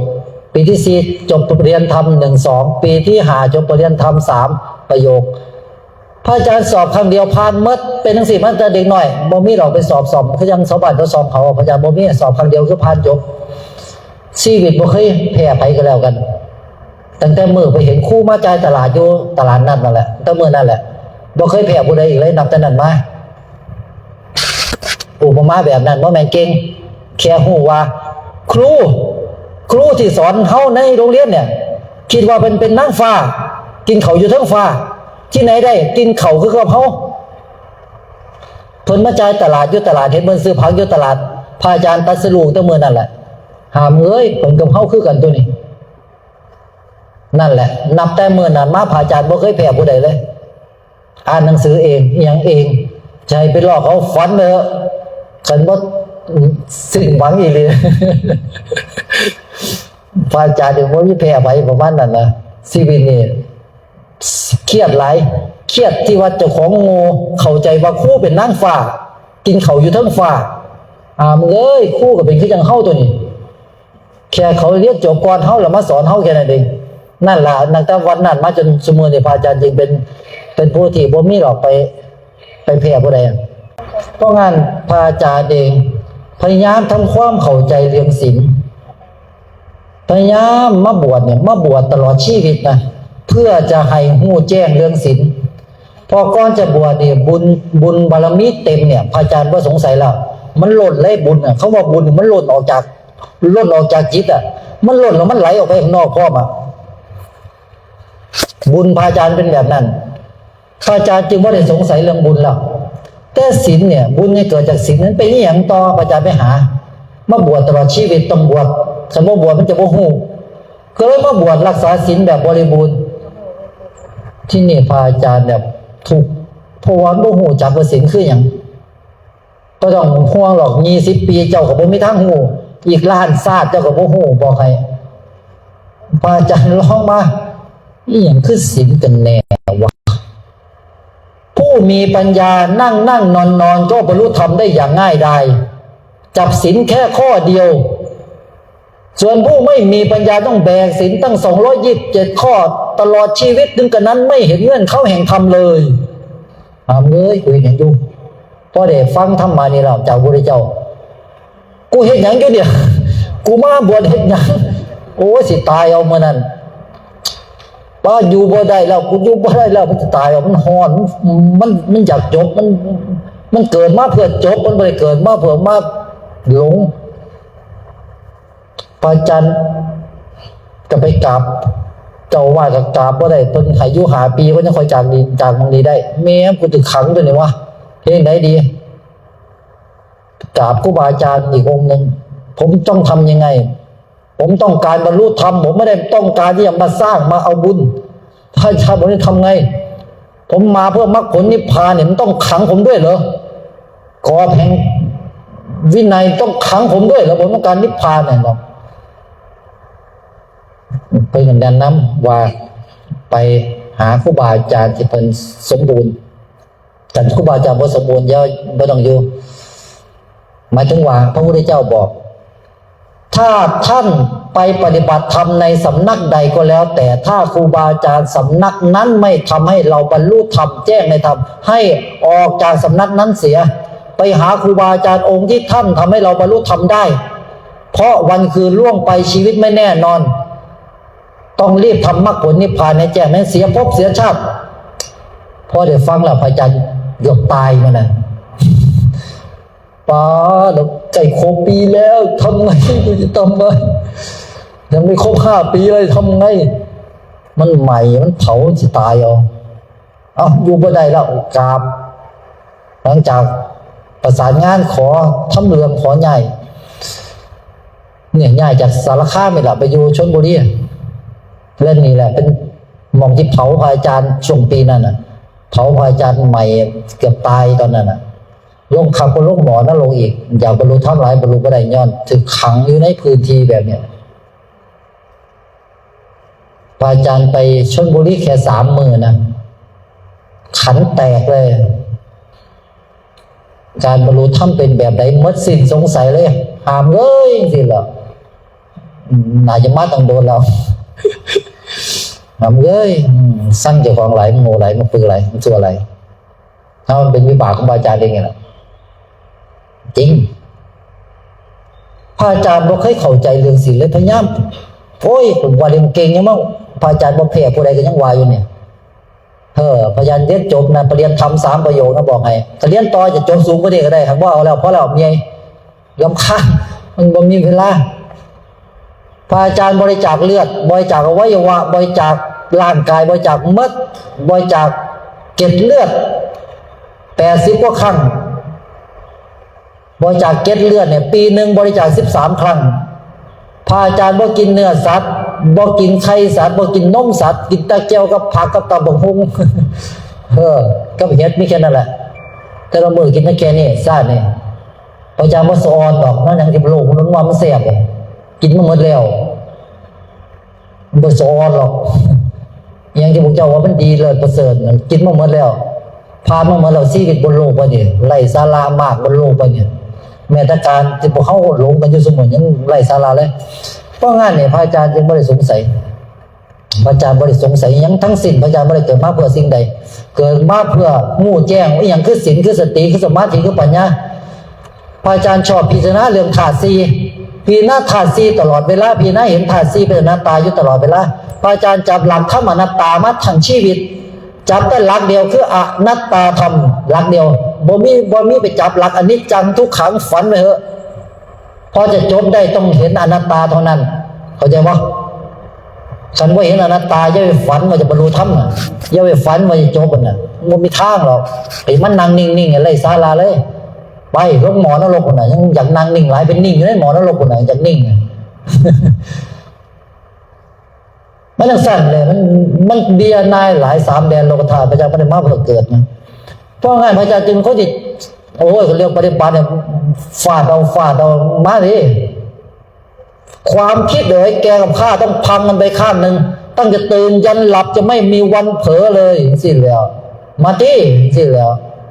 จนมันปันอยู่ตลอดเวลาจนเป็นแทบเป็นโรคประสาทช่วงนี้มันเป็นโรคประสาทมันเป็นโรคประสาทมันไม่ใช่ปันข้างในแต่จนมันเกิดอาการเครียดอาการที่มันถูกเอาไหนๆก็จะตายแล้วตายรอดวะมาที่หนึ่งมาหลดเพื่อกูใครจะตายก่อนใครจะเป็นบ้าก่อนกันนี่แหละพอจากเบิ่งไปเบิ่งมาหามเลยมันตัวกูตัวนี้มันเป็นธรรมชาตินี่ว่ามันบ่แม่นขององค์เฮานี่ว่าหลังจากนั้นมามันเห็นตลอดทุกขณะจิตตั้งแต่ตื่นจนหลับบ่เผลอเลยเขาบอกว่ามหาสติมหาปัญญาบริบูรณ์มาทำไมผู้ใดว่าท่านเนี่ยผู้ใดอยากหูว่าเป็นไงมาทำไมผ่านมาหมดแล้วมันบ่ต้องไปยางมันบ่ต้องเป็นนางมันเป็นตลอด24 ชั่วโมงมาทำไม7 มื้อ 7 คืนบ่ได้รับมันปั่นอยู่ตลอดเนี่ยสิรับแล้วเนี่ยจะไปแล้วเนี่ยจะงวยแล้วเนี่ยหัวฟาดพื้นแล้วเนี่ย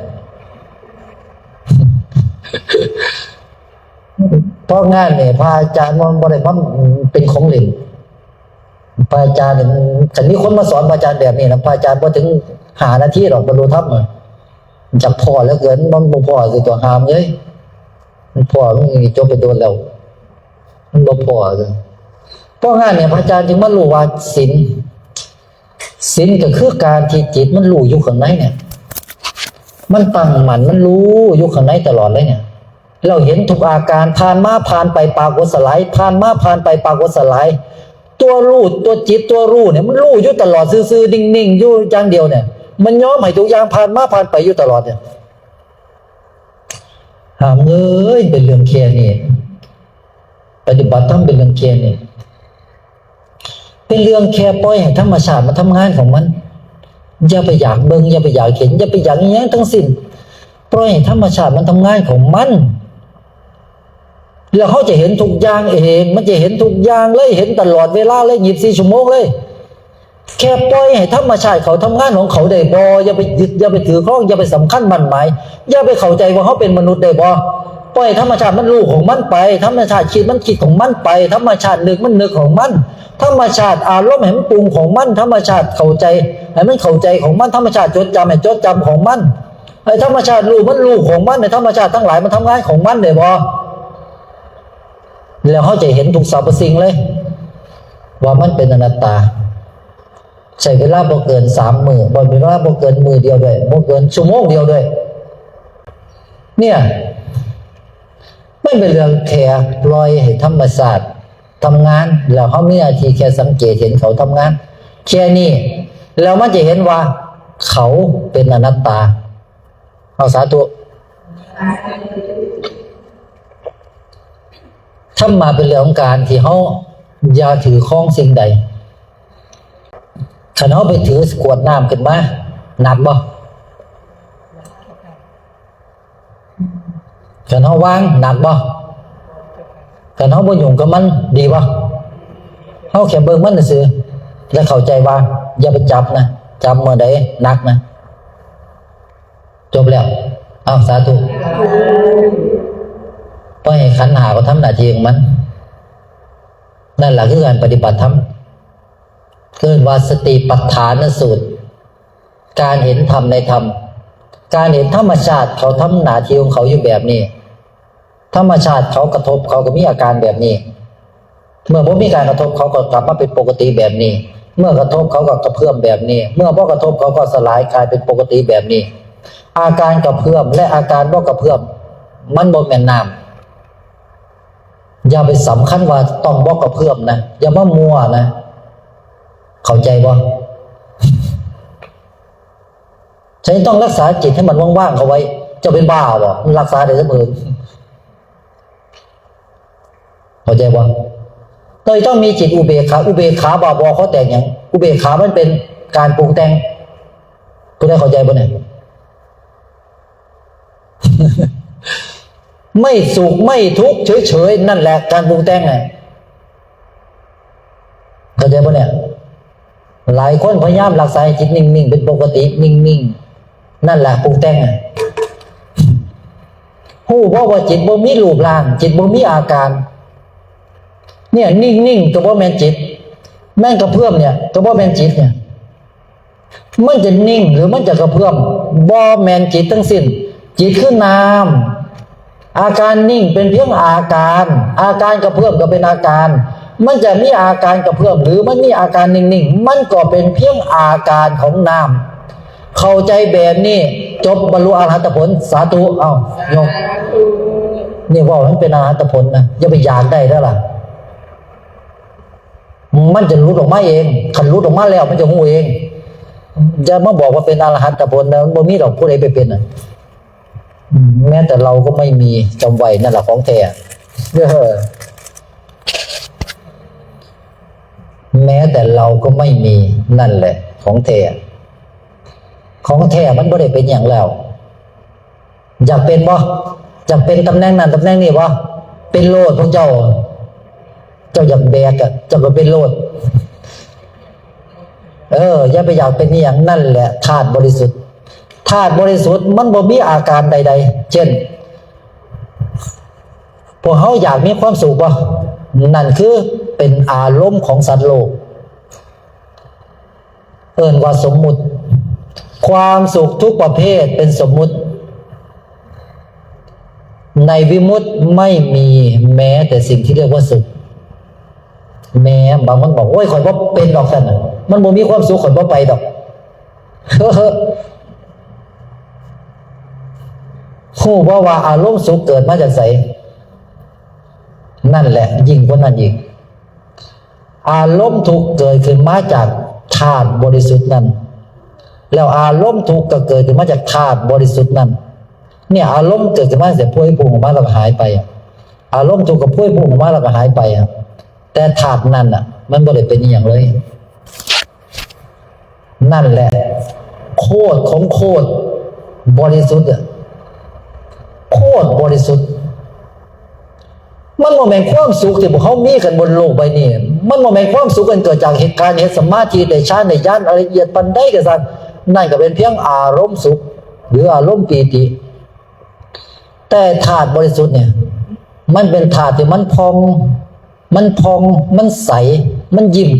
มันเบิกบานพระพุทธเจ้าเอิ้นตรงนี้ว่าธรรมชาติรู้ตื่นเบิกบานมันเบิกบานจริงๆนะธาตุตัวเนี่ย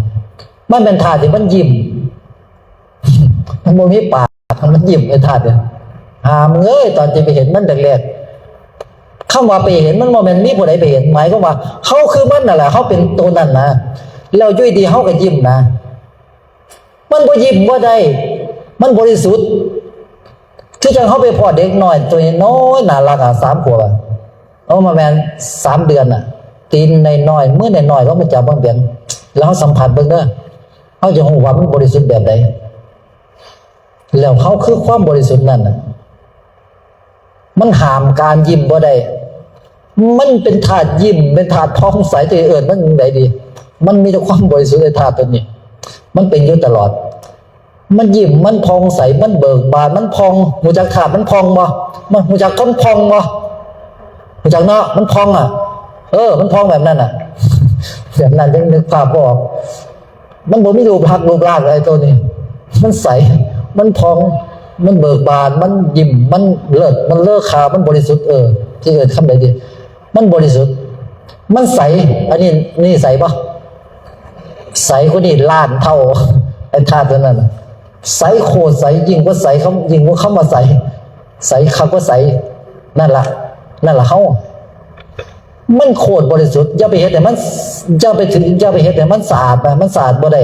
จิตเฮาไม่เป็นธาตุที่ใสที่บริสุทธิ์ต้องงานการปฏิบัติ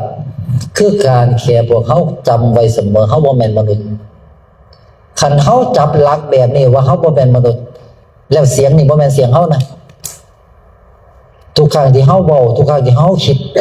ให้เห็นให้ได้นะมันบ่แม่นเขานะเช่นเขาบอกว่าปวดขาแต่ว่าคันเขาเสียว่าเขามีขาแล้วปวดขาไปเหอะลงหมอนแล้วลงต่อรถพระเจ้าตามบายคันเขาเห็นว่ามันปวดเห็นมันปวดเห็นมันคิดว่าปวดเห็นมันคิดว่าจะไปหาหมอคันเห็นมันได้เตรียมบ่เกิดมันจะโพร่งหลุดออกมาเลยบอกให้แค่เห็นอาการปวดเห็นผู้ที่ให้ข่าวว่าปวดคือเห็นความคิดเจ้าของนั่นแหละเห็นมันคิดว่าปวดเห็นให้ได้ไอ้ตัวนี้สำคัญมากเห็นอารมณ์มันมีอารมณ์สุขให้เห็นมันมีอารมณ์ทุกข์ให้เห็นมันบ่เห็นก็สร้างหัวมันเข้าใจว่าบ่เห็นก็บ่เป็นหยังบ่เสียจักแต้มเลยข่อยบ่หักแต้มพวกเจ้าหรอกบอกโอ้ยฉันไม่เห็นเลยบ่เห็นมันก็ผ่านไปแล้วแม่นบ่เห็นก็ผ่านแล้วทุกหัวไหลไปรู้หมอลงซะมันเห็นแล้วมันผ่านแล้วมันเห็นมันก็ผ่านไปแล้วมันรู้ทันมันก็ผ่านไปแล้วมันรู้ว่าทันมันก็ผ่านไปเสียว่ามีคนบางคนนั่งฟังพระพุทธเจ้าเพิ่นเครียดหลายเครียดว่าพระพุทธเจ้าบอกความจริงมันก็เลยย่างหนีเลยบ่ฟังงูหรือสลัดมันมีคนบางคนนี่แหละเป็นแบบนั้น